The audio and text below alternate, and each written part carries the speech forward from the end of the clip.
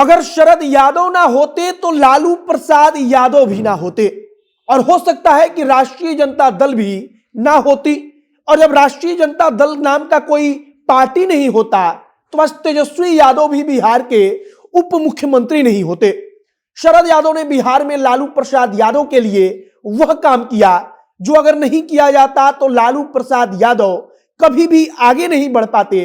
और आज इस बात को याद करते हुए बताया जाता है कि कैसे जब लालू प्रसाद यादव को विपक्ष का नेता बनना था तब शरद यादव ने तमाम गोटी को फिट किया। इसका मतलब कि राजनीति में तमाम जो उस समय अलग अलग खेमे थे और तमाम जो उस वक्त पर बड़े बड़े कद के नेता थे उनको पिछले दरवाजे से शरद यादव ने फिट किया और लालू यादव को नेता प्रतिपक्ष के पद पर बिठाने में मदद की। जब राज्य में लालू प्रसाद यादव को पहली दफा मुख्यमंत्री बनना था तब उस वक्त पर लालू प्रसाद यादव के लिए कोई नेता अगर सेटिंग कर रहा था तो वह शरद यादव थे।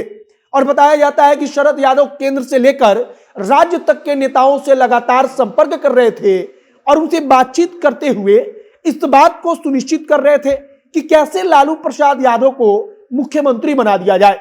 और इसके बाद जब भारतीय जनता पार्टी ने लालू प्रसाद यादव की सरकार से समर्थन वापस लिया तब एक बार शरद यादव ही थे जिनके कारण लालू प्रसाद यादव की सरकार बची रही और वह मुख्यमंत्री बने रहे। आगे हम यही कहानी आपको सुनाएंगे। बाकी नमस्कार, मेरा नाम है मोहित कुमार सिंह और आप देख रहे हैं हमारा विशेष कार्यक्रम एक्सप्लेनर। यह वीडियो रोडवेज ऐप के द्वारा प्रायोजित है। रोडवेज बिहार का एक ऐसा स्टार्टअप है जो आपको वन वे टैक्सी राइड और कार पूलिंग की सुविधा बेहद ही कम पैसों में उपलब्ध कराती है। अगर आप भी रोडवेज के साथ यात्रा का आनंद उठाना चाहते हैं तो प्ले स्टोर खोलिए, वहां पर रोडवेज नाम का ऐप होगा, उसे डाउनलोड कीजिए और इनके साथ यात्रा का आनंद लीजिए। वन वे टैक्सी राइड का मतलब कि ये सिर्फ आपसे एक तरफ का किराया लेंगे जो कि बेहद सस्ता होगा। तो आप भी रोडवेज के साथ यात्रा का आनंद लीजिए। और अब हम लोग वापस आते हैं अपने कहानी पर। बिहार की राजनीति में तब एक अहम पड़ाव आता है जब कर्पूरी ठाकुर इस दुनिया को छोड़कर विदा लेते हैं।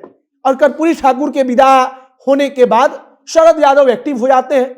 उस वक्त पर कई ऐसे नेता थे जो लालू प्रसाद यादव को बिहार की राजनीति में पटक सकते थे और प्रतिपक्ष का जो नेता का जो पद होता है उस पद पर बैठ सकते थे। लेकिन बताया जाता है कि अंदरूनी तौर पर शरद यादव ने बड़ी मेहनत की और शरद यादव ने लालू प्रसाद यादव को नेता प्रतिपक्ष के पद पर बिठाने के लिए सारा गोटी फिट किया। अंततः लालू प्रसाद यादव बिहार के विधानसभा में नेता प्रतिपक्ष बन गए और नेता प्रतिपक्ष बनने का सीधा मतलब था कि लालू प्रसाद यादव का जो कद होता है वो विपक्ष के नेताओं में बड़ी तेजी से बढ़ गया। मतलब कि अन्य नेताओं की तुलना में लालू प्रसाद यादव का कद ऊंचा हो गया। अब इसके बाद एक और कहानी बताई जाती है कि जब लालू प्रसाद यादव को पहली दफा मुख्यमंत्री बनना था तब शरद यादव ने किस प्रकार से केंद्र से लेकर के राज्य तक में लालू प्रसाद यादव के लिए काम किया। और उसी बात को याद करते हुए कहा जाता है कि जब लालू प्रसाद यादव पहली बार मुख्यमंत्री बने थे तब जनता दल में मुख्य रूप से 3 गुट हुआ करता था। उस समय राष्ट्रीय जनता दल नहीं थी। जो जनता दल के 3 गुट थे उनको अलग अलग नेता संभाल रहे थे। उस वक्त पर देश के प्रधानमंत्री हुआ करते थे वीपी सिंह। वीपी सिंह केंद्र में सरकार चला रहे थे और जनता दल का एक गुट जो था वो वीपी सिंह के हाथ में था। वीपी सिंह उसको अपने हिसाब से कंट्रोल कर रहे थे। और सबसे बड़ी बात कि जनता दल के तमाम बड़े नेताओं में से देवीलाल जो थे वह चाहते थे कि लालू प्रसाद यादव बिहार के मुख्यमंत्री बन जाए और देवीलाल के साथ शरद यादव हुआ करते थे। उस वक्त पर जब प्रधानमंत्री वीपी सिंह हुआ करते थे तब वीपी सिंह की तरफ से बिहार में मुख्यमंत्री पद के लिए राम सुंदर दास को आगे किया जा रहा था और वीपी सिंह की पसंद राम सुंदर दास थे। और उस वक्त देश के तत्कालीन प्रधानमंत्री चाहते थे कि बिहार में राम सुंदर दास मुख्यमंत्री बन जाए। लेकिन शरद यादव जो लालू प्रसाद यादव के लिए केंद्र से लेकर के राज्य तक में तमाम नेताओं से बातचीत करके इनका जो पक्ष था, इनका जो पलड़ा था उसको मजबूत कर रहे थे। और देवीलाल तो चाहते ही थे कि लालू प्रसाद यादव मुख्यमंत्री बने, तो अंततः लालू प्रसाद यादव ही मुख्यमंत्री बने। लेकिन इसमें शरद यादव का योगदान काफी बड़ा था।